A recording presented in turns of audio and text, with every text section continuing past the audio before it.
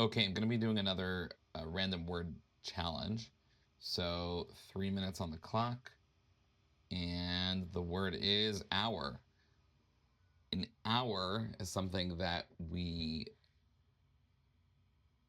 live our whole lives with, yet conceptually, in concept, it's something that we only define by how we relate to it and how we feel it. When we're in class, an hour may be very slow. When we're doing something we enjoy, an hour may be very fast. How we relate to time isn't always scientifically cut and dry. A good example of this is the last few minutes of class. Those are always the longest times in the entire class, right? We go through the whole class and it's always the last 5 minutes. Uh, my recommendation to anyone doing teaching is make sure to capitalize on the attention span of the audience by going ahead and being aware of how people relate to time. It's not just with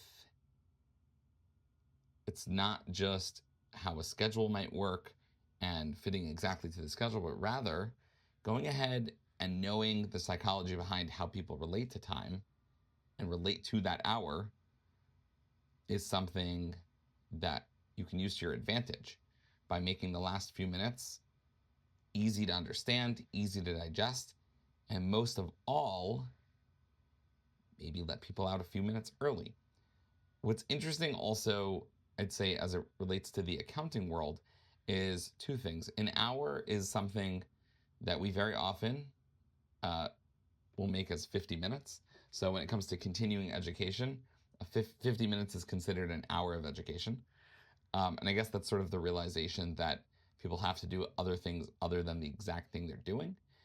And then there's a whole discussion of the billable hour, which is something that has gotten more and more, I'll say, attention over the past bunch of years. People have started shifting away from the billable hour towards a value pricing model where we're still providing the same amount of work or the same amount of outcome, but instead of measuring it via an hour, we measure it with the value inherent in the work.